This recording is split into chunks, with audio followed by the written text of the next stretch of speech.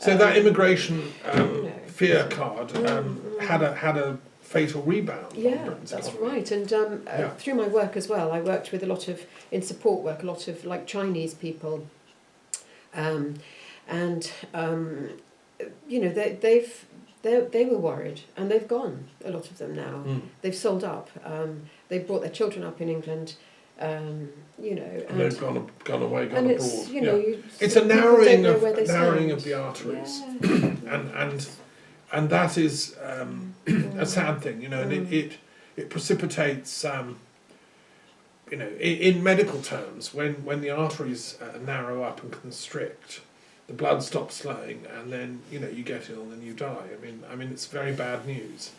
Whereas if you're expansive, if you're open, then life can flow, the blood can flow, and everything can flow. When I lived in Scotland, we often had in my local hotel, where there was a health club, we had Lithuanians and European Union workers who were happy to come and work in Scotland for a year, loved the mountains, didn't particularly want to settle down, but they just wanted to work for a bit and go home. And there's this movement of people around Europe that's really healthy. Yeah. And of course some of them will fall in love and settle down, and that's why Nicola Sturgeon and the SNP and the Scots generally want to stay in the European Union, because it's good for Scotland, and I support that 100%. Because of my experience of living in Scotland for 7 years, I think I got away from that very English way of seeing things. When I was living in the south of England, working in Wiltshire and schools in Eastbourne and Poole and so on, everything is seen through an English perspective, and like that's the truth. But when you go and live somewhere like France or Scotland, or you see, no, that's just their truth. And I realised the British media, English-dominated media, really peddle a very narrow-minded, xenophobic, and indeed racist kind of view of the world.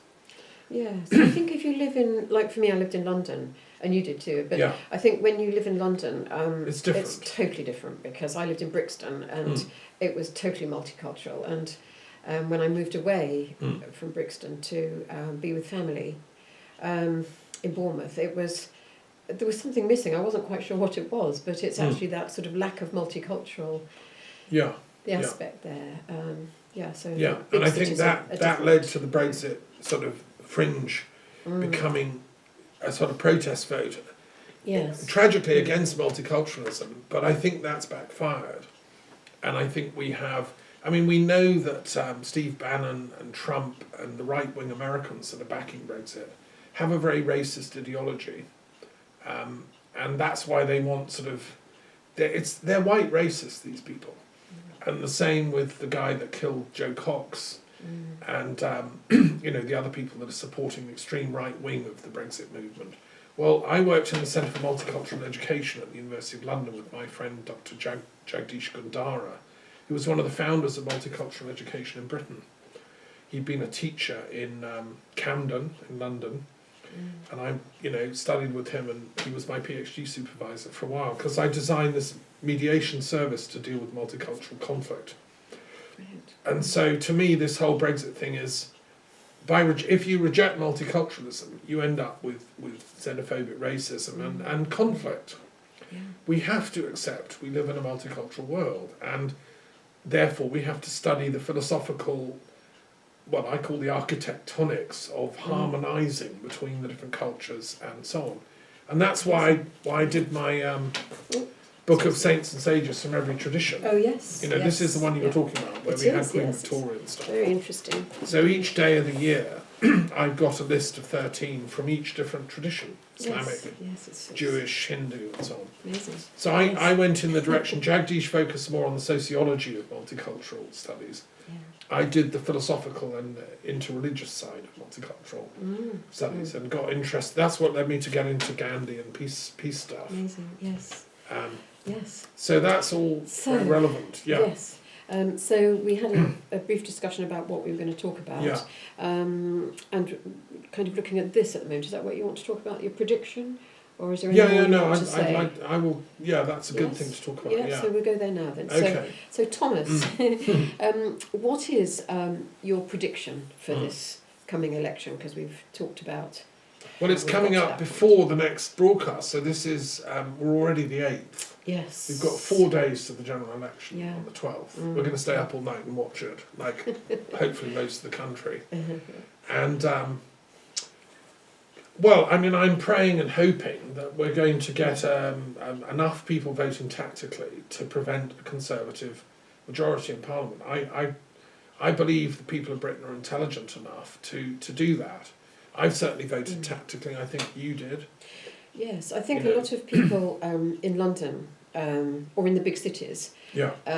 in the stock exchange, and people who deal with other countries are shocked, and you know, and it was actually a close margin, wasn't it, between In the 2016 referendum. yeah. But someone I spoke to recently, and you as well, but because I was always asking people at work what they thought about the Brexit issue.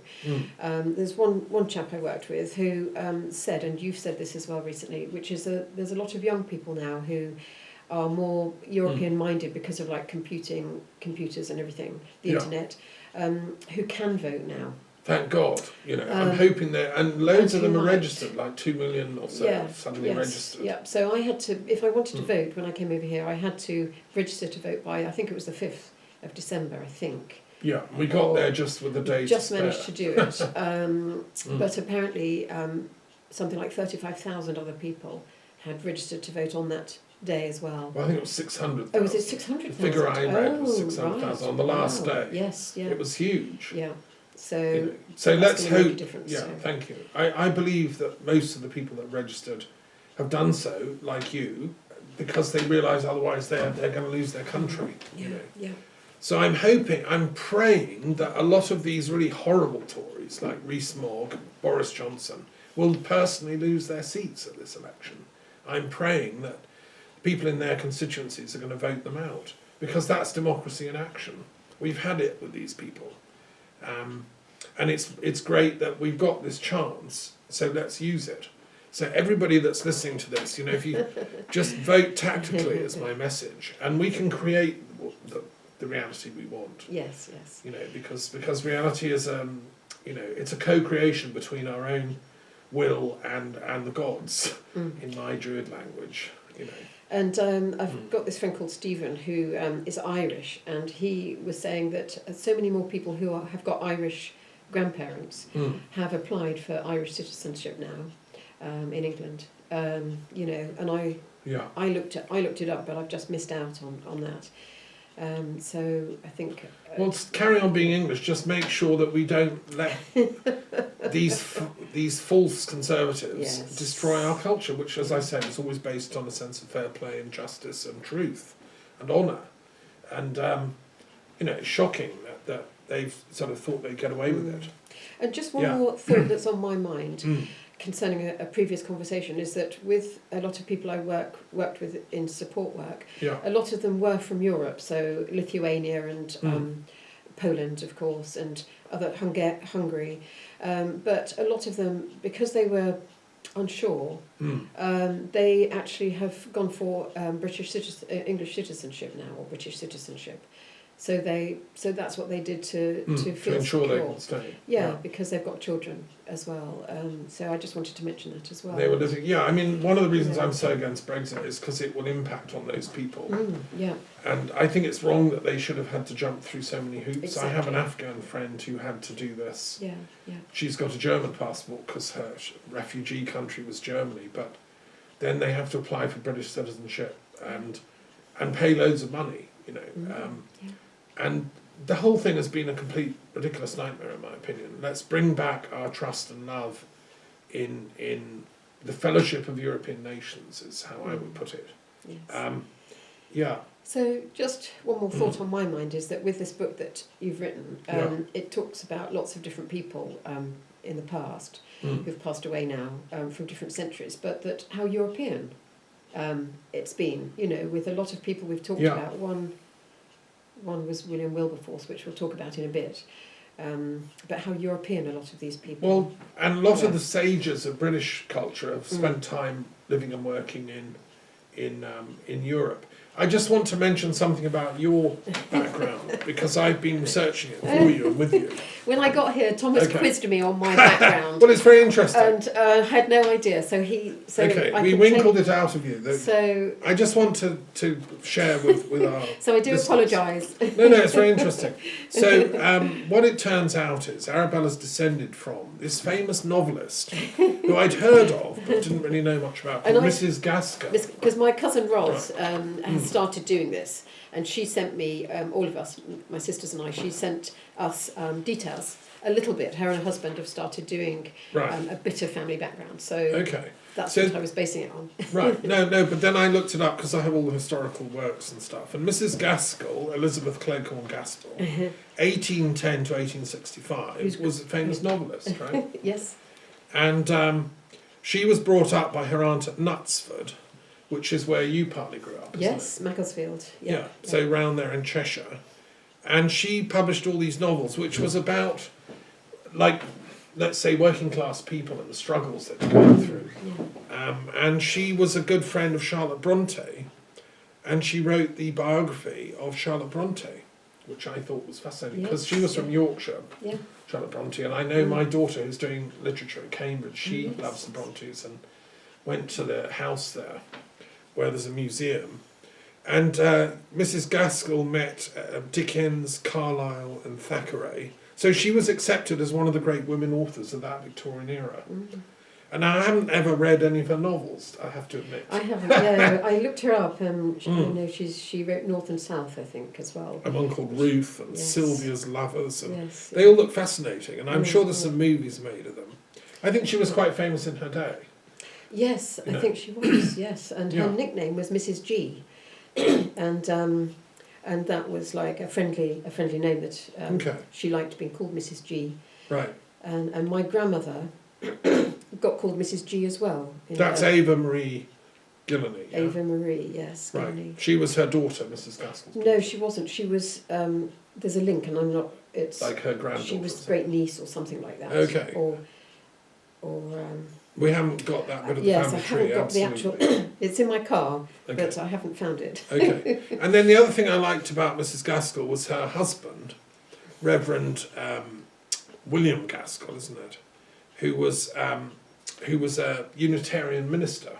I discovered this about your ancestors. Which I didn't know. He was a Unitarian minister, 1805 to 1884, who ended up as a professor at what's called New College in Manchester, which was the great sort of university for Unitarians, which were free-thinking liberals of the day, theologically advanced liberals. And he set up a working man's college, Owen's College, gave lectures on language and so on. And he married this woman, Mrs. Gaskell, and they must have made a formidable couple. Yes. They were concerned about, although they were from a fairly, well-to-do background themselves, they were trying to help. Yes, definitely. The less fortunates and unify. keep the country as one thing. So in a sense, to me, that represents what we have to do for Brexit. Yes, exactly. We need, where's the Mrs. Gaskells of today and her husband? And then I discovered another thing, which you didn't know about, was her father, William Stevenson, 1772 to 1829, I think. He was an interesting character. Did you know about him before? No. No. No, I had no idea. Right. So he was someone that fascinated me because he, for many reasons, he ended up becoming the keeper of the records in the Treasury. Right, in London, so the Treasury is the department that deals with all finance and money, and he was the guy keeping the records. And if you think before computers, everything was handwritten, and also the Treasury, they used to write everything out on parchment and scrolls and tally sticks, and I mean, I discovered when I went to Salisbury Cathedral once, because the Chancellor of the Exchequer is the head of the Treasury.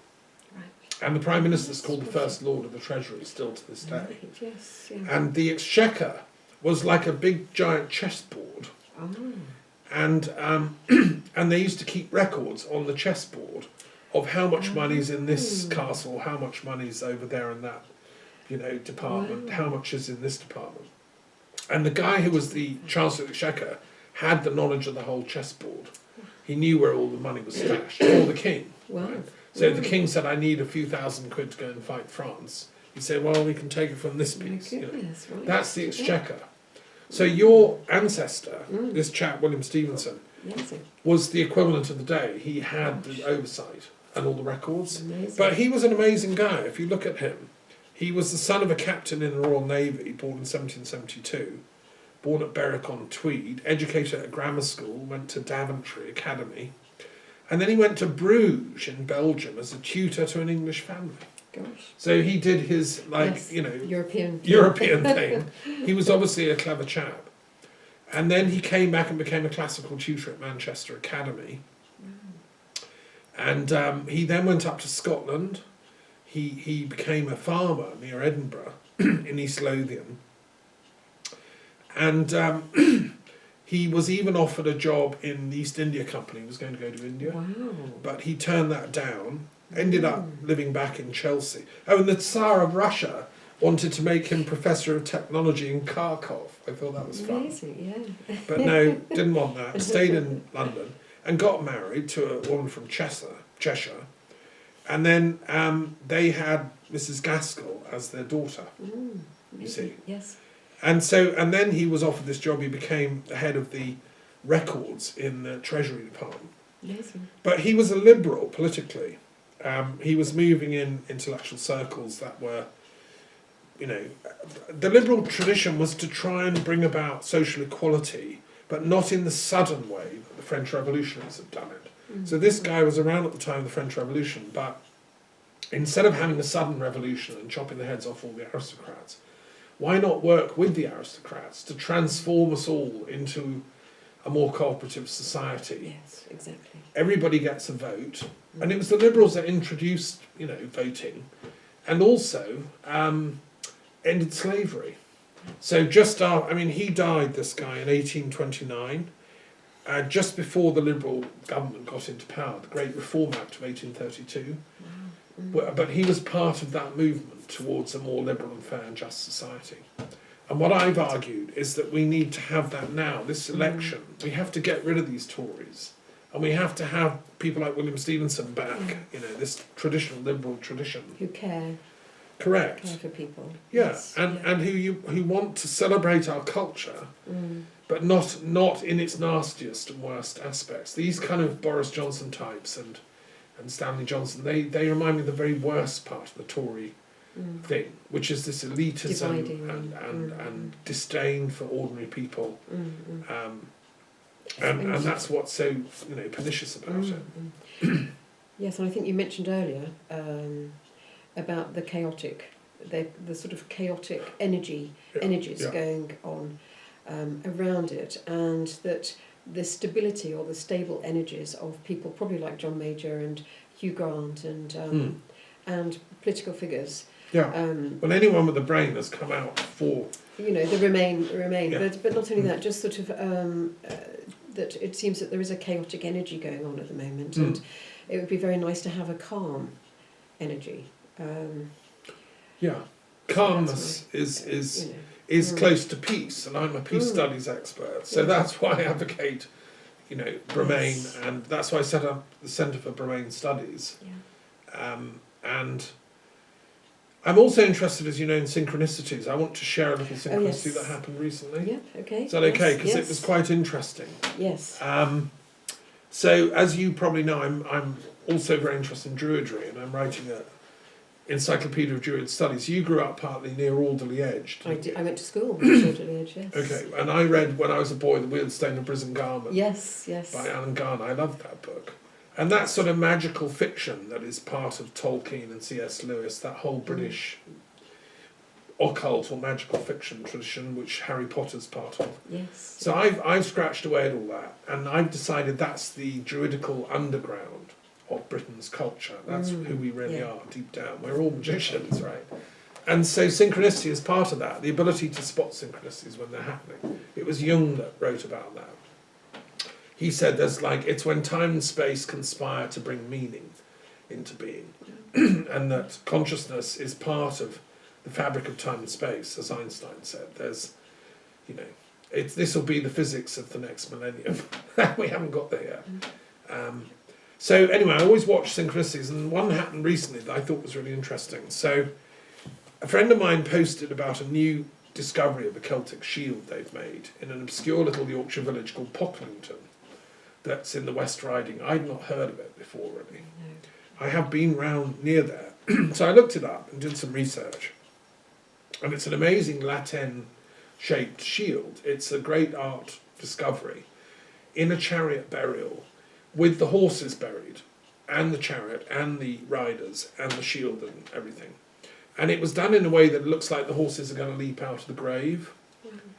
And it was filled with wine and all kinds of goodies. You see, these Celtic chieftains and druids knew that there's an afterlife, and they just wanted to take their stuff with them. So if they had nice jewellery, the women were always buried with their amber and beads and things, and bronze and gold, and the men often with whatever they liked to take into the afterlife. And usually a drinking set. All over the regions of Gaul where I live, they're finding these graves. Amazing. Druid graves with drinking sets, often with Etruscan shapes, because the Gauls love to import stuff from Etruria.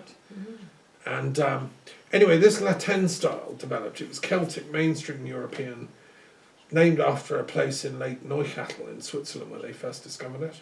And it's very swirling kind of shapes of dancing animals and things, semi-abstract. And this shield in Pocklington has that design. Amazing. They think that culture in Yorkshire, called the Arras culture, was linked to the culture of Marne region, of the Marne Valley in France, where they find a lot of these chariot barrels.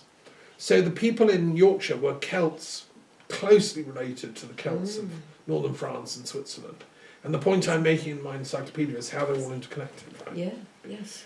Anyway, so there's a bit more to this mystery, because I was researching old Pocklington and thinking, well, that's a nice bit of Yorkshire I didn't know about. And we just celebrated William Wilberforce earlier that day. It was his saint's day, right? Because my book of saints includes Protestant Christians as well as Catholics. And can I just add? Go for it. That when Thomas was talking about him, I just thought that's what I want to be part of, because he had a, Society for Good Manners. Yeah. And when I heard that, because just generally speaking nowadays, and one reason why I was very fed up with the stage of life I was in, is because I just found that manners didn't seem to be an important part of everyday life now, and it does with a lot of people, obviously. But I just thought, right, I'm going to start up a society of manners. Well, we can refound his. Good manners now. Because he lived from with 17... a membership card. Absolutely. Or you can be the secretary. He lived from 1759 to 1833, William Wilberforce. And of course he went to Cambridge, became an MP for Hull.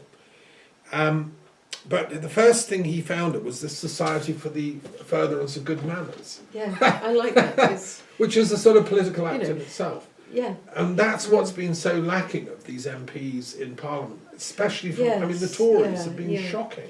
I mean, Doesn't do it justice. I've recently done a counselling course, which is really a brilliant course, very unusual. But we had to have a contract when we all talked about a contract, that the way we would like to be treated and vice versa. And I think that that should be done as part of everyday sort of discussions within Parliament or everywhere, really, to have some form of agreement of. I think is this from between the councillor and the client? Like a contract? Eventually, but then it can transfer to your own personal life, your relationships, and the way you want to be treated in your life, and how you value yourself. Well, I mean, as you probably know, I've proposed that MPs should sign up a contract of veracity with the British people, so they're not allowed to lie in Parliament. Yeah. You can't have a friendship or relationship of trust if the other person can be lying to you for their own advantage. Yeah, exactly. Yeah. And so I'm sad that we live in a world where that would have to become law, but I think it does now. We have to make it illegal to lie in Parliament. And if you lie, you immediately lose office. I think it's the same with Trump and the impeachment process in America. The American people feel really annoyed that he's been lying and caught out behind his back, and continues to.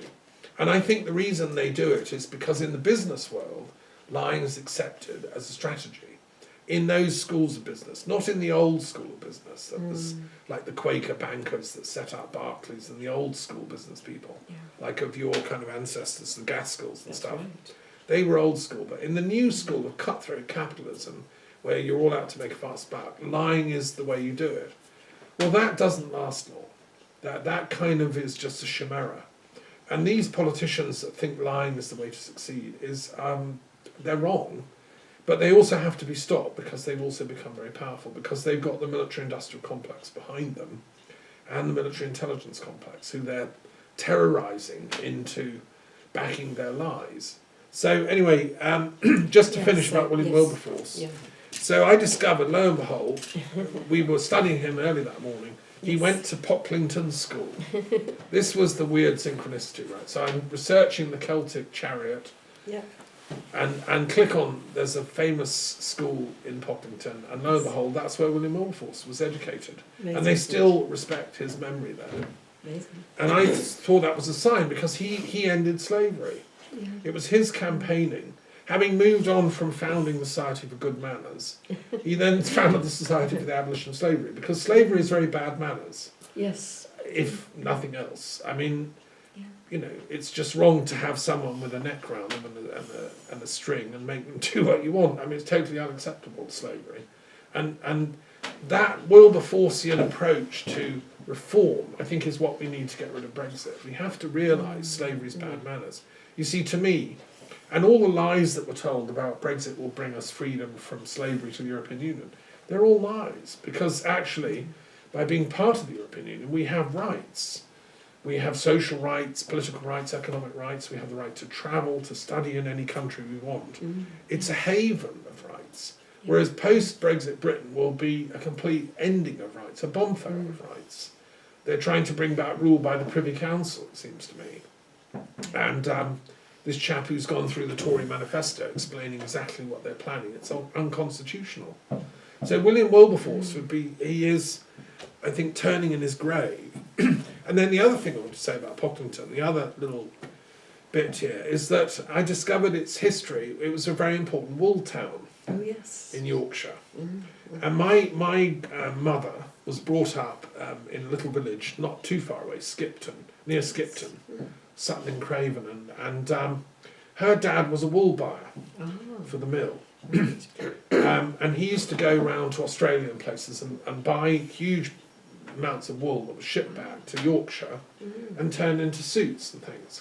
Amazing. The wool trade, because there was a flourishing, wool trade in those days.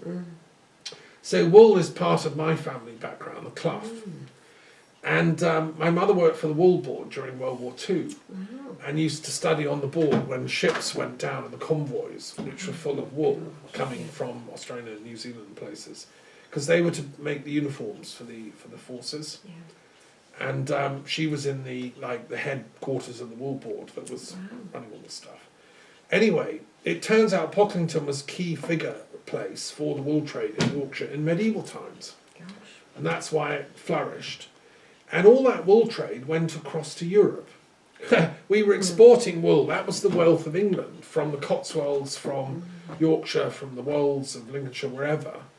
All these great sheep lands were exporting wool to Europe, to Bruges, to Antwerp, where they were making the clothes and so on for Europe of the day.